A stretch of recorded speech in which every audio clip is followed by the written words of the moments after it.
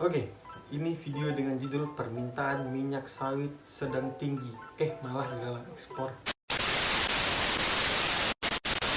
3, 2, 1. Hai guys, kembali lagi bersama Ricky Karnovi. Oke, pada video kali ini gue akan membahas tentang minyak goreng bekas atau bisa dibilang minyak jelantah.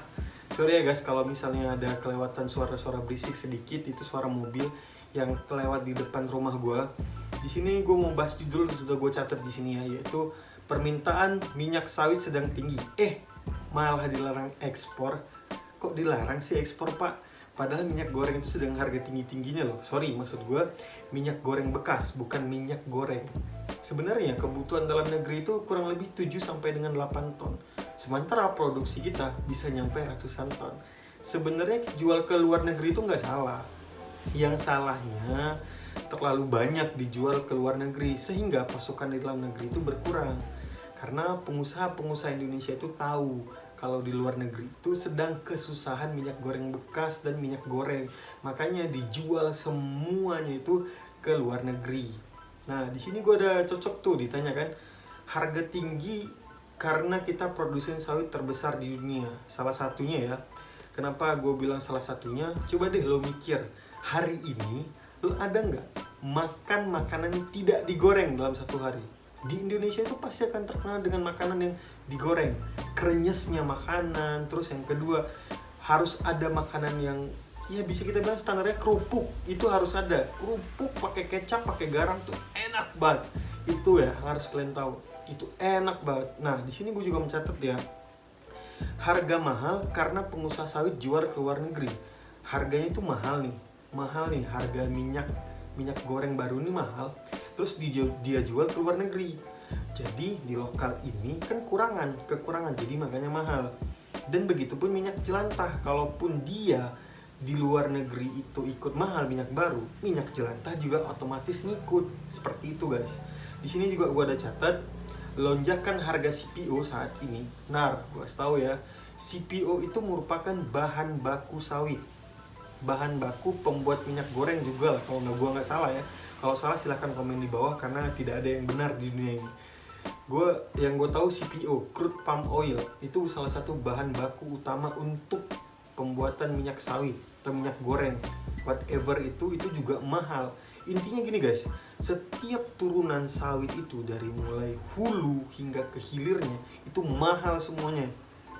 Apalagi di pandemi saat ini. Di sini gue udah catat, lonjakan harga CPO saat ini tidak terlepas dari dampak kebijakan Indonesia yang mendorong penggunaan biodiesel. Nah, manfaat salah satu minyak goreng bekas itu yaitu dipergunakan oleh pabrik-pabrik biodiesel. Terus yang kedua, untuk beberapa kendaraan luar negeri di sana. Yang ketiga, untuk supercar tentunya guys. Di sana tuh sudah menggunakan biodiesel. Jadi ya kita aja mungkin sedikit ketinggalan ya. Nah, terus selanjutnya disebut itu, ini gue sebutin dulu ya. Biodiesel sama dengan B30. Program B30 diakui penyebab lonjakan harga CPO dan itu tentunya sangat menguntungkan Indonesia. Dengan program B30, konsumsi CPO pun meningkat. Terutama tingginya CPO domestik dengan B30 yang mencapai, ini gue sebutin ya, 7,226 juta ton CPO sebagai penghasil minyak nabati. Nah, teman-teman bisa lihat itu penghasil minyak nabati dari tanaman selain sawit, namun efisiennya 9,8 kali lebih mahal dibandingkan sawit. Jika ditinjau dari penggunaan lahan, ibaratnya jika pisang goreng dimasak menggunakan minyak goreng biji bunga matahari, maka harga pisang goreng tersebut bisa mencapai 42.000 per satu. Siapa yang mau beli coba? Jadi makanya kita tuh dibutuhkan minyak sawit kita ini. Nah, ini yang gue sebut ya, ada beberapa perihal yang menguntungkan kenapa harganya naik. Pertama, program B30. Terus yang kedua, tidak lepas dari ketergantungan CPO Indonesia. Terus yang ketiga yaitu, ini juga sedikit berbahaya guys, yaitu penimbunan CPO di negara-negara importir CPO Indonesia. Hanya terisi 30-60% dari total kapasitas normalnya karena terjadi kelangkaan CPO dunia. Ya bisa jadi kelangkaan CPO di dunia ini terjadi karena pandemi besar ini terus berdatangan. Yang gue tahu juga ada beberapa penyakit-penyakit baru muncul di kala-kala pandemi seperti ini. Terus yang keempat, terjadi penurunan aktivitas budidaya tanaman penghasil minyak nabati di Eropa dan negara-negara produsen minyak nabati lain sebagai dampak dari pandemi COVID-19. Sementara berdasarkan hasil survei beberapa daerah, yaitu survei dari Apkasindo di 22 provinsi di Indonesia tahun 2020, aktivitas agronomi dan agroindustri kelapa sawit sama sekali tidak terganggu. Ya tentunya makanya tidak terganggu ya. Mungkin di daerah-daerah kita ini kan yang penghasil sawitnya itu di daerah terpencil ya. Boro-boro COVID bisa masuk. Jadi ya whatever gitu, tidak peduli.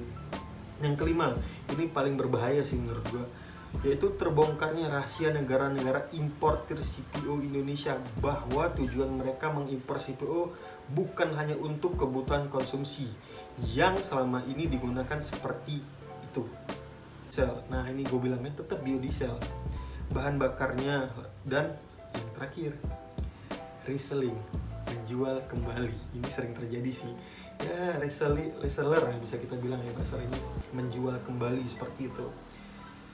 Pada kelima faktor inilah mengapa harga CPO meningkat drastis. Sesungguhnya tanpa kejadian pandemi COVID pun harga CPO semakin naik. Nah, beberapa yang mikirnya COVID, cuma gue tetap mikir ini juga COVID. Ya beberapa ada program dari B30 pun juga tetap membuat naik. Terus yang ketiga, ya kelangkaan. Walaupun dibilang sama Eropa ini merupakan katanya merusak tanaman, merusak tanah, tapi tetap kita kan butuh. Coba lihat, lebih gede manfaat atau mudarat? Silahkan komen di bawah. See you guys. Jangan lupa untuk like, comment, dan subscribe channel YouTube Ricky Karnovi.